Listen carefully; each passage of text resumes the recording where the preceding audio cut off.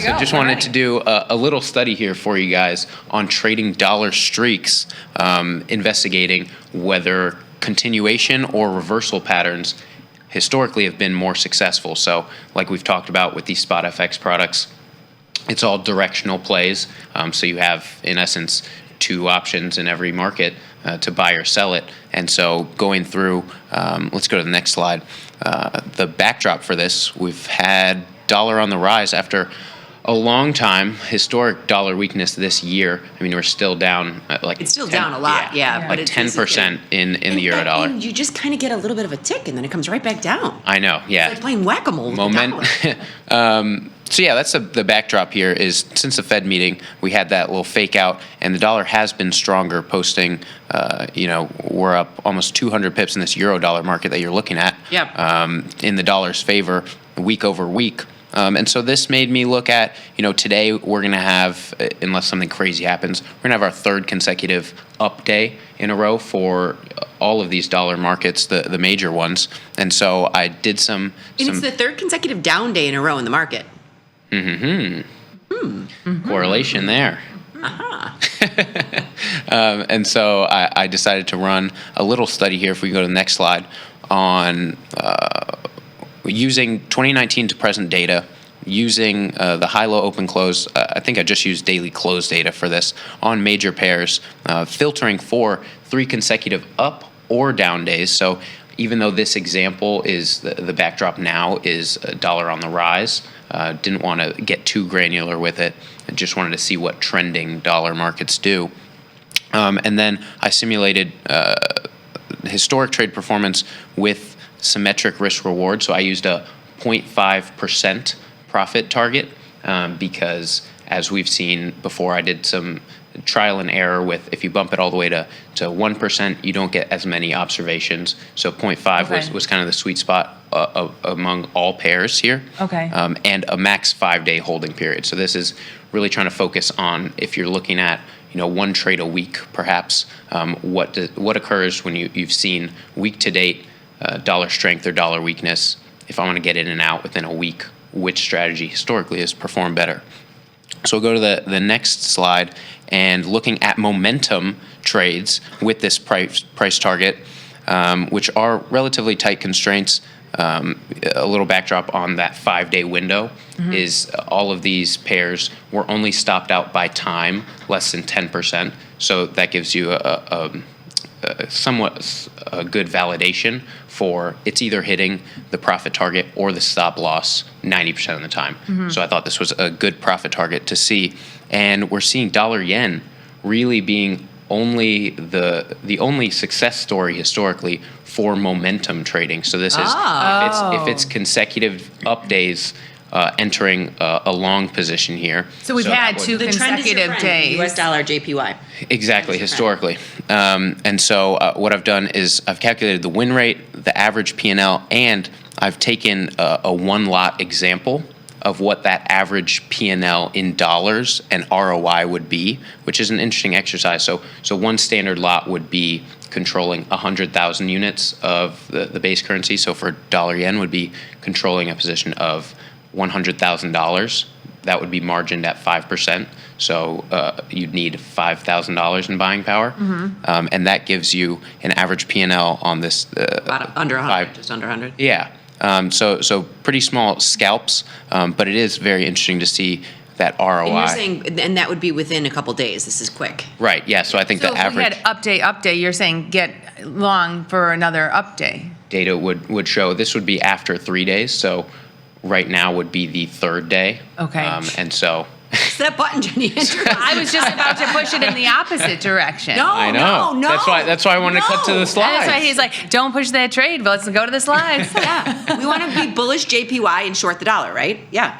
No, This is no, the no. opposite. This is Yeah. the opposite. Opposite. That's what I'm saying. Like, everyone was saying they want to get long yen, long yen, long yen. Well, this shows the opposite. Not us. We want to get short yen. And this might be, people saying that when you look at the chart, you zoom out, it might be a longer term trade, like Tom's saying, on a monthly basis is what he's been doing, where you haven't seen this pair break. In a monthly basis, you'll do Right. get fluctuation. And he's just looking at getting in and out in a week. Yeah. You're just and- looking at getting in and out in a week. And so he's probably looking, that this pair won't break 150 to the upside, and that's been very successful. But if you're trading kind of more of the ranges over the past 6 years, it's been more profitable to favor momentum here.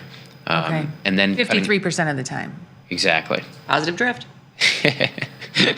And then cutting over to contrarian strategies, so this would be fading a move. Euro USD, right? Yeah, we're seeing a lot more success historically. The win rate's still hovering between 46 for dollar yen, but in the positive ones, 51% to around 54% win rate, which makes sense because these are symmetric trade targets. So we have the equal stop loss and take profit. So that makes sense there. So fade the move. So if the Euro USD is down, it's been down 3 days in a row. Now you're saying get long that because we would fade that. Historically, that would have been the more profitable strategy. But what's interesting here to me with the example or with the columns that I've created is here you can really start to see where margin plays into effect, because you're looking at that euro dollar. Yeah. And not only does it have the highest average P&L, it has the highest ROI because that's a pair margined at 2%. So that one moving a lot, trading in a range, favoring this contrarian style of reversal. So how much notional? I know you were talking about the JP Morgan notional. How much is the euro dollar US dollar? So that would be for a 100,000 euro position.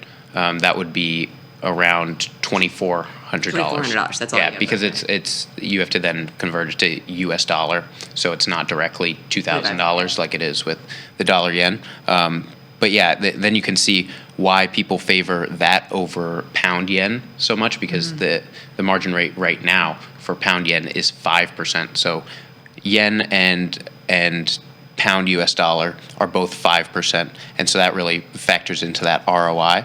But all the other ones, Canadian dollars 2%, the bottom three there are 3%. So I thought that was interesting. Doesn't he kind of remind you a little bit of TP? So when we first started trading, I hope TP's not looking. I would say like a better looking TP. he's a better looking TP. No, I'm not saying looks wise. I'm saying in the beginning, TP would be like, he'd be telling us all this stuff. He'd be like, just give us the number. Like, you remember? So my takeaway from here is trend is your friend in JPY, but fade the euro. There you after go. 3 days. Yeah. Right? Let's And pull that's up That's the takeaway. That's the takeaway, and that's a good return on capital. Like I like both of these, and I'm going to throw out everything else. Okay, but I also want to ask you, because you're the FX expert. I know. Poor TP. I hope he wasn't watching when you're like. If I could be half as smart as TP, I'd be in a great I'm sorry, place in TP. life. TP. She's crazy. Well, I mean, Glenn is like half TP's age. I was talking about his knowledge. I think TP looks very good for the record, especially in his Thursday shirt, And his flame Shirt Friday. flame shirt Friday. Flame Shirt Friday. Okay, so so you have, you want to fade the euro after 3 days in a row, or go with the trend in the yen. But when do you bring in the macro view and think of like, okay, today a number came out, things might look a little bit better for the GDP today, right? Maybe things are looking a little bit better for the U.S. dollar. Maybe I don't want to fade the dollar because it might be building steam or like moving in a different direction now. Exactly. Yeah. There's always, especially so in these FX markets, there's event risk all the time with not only dollar data, but whatever currency you're trading in the pair. And so it's just something to be aware of. So tomorrow we have PCE inflation, which That's like your Super Bowl. we have so many Super Bowls. It's great. We'll see what that is. It was a bigger than expected move today, I'd say, from the slated data, and so we'll see where we're positioned tomorrow. But it would kind of just, you're thinking if in this example over a 5-day horizon, you're also thinking if today's Thursday, I would be heading into the weekend. And so a lot of times you don't want to hold it over the weekend. There's weekend risk, there's event risk. So maybe here you're looking, for 1 day, and if it happens, it happens. If not, you pull it off. So it's just constraining your time horizon, because you're absolutely right.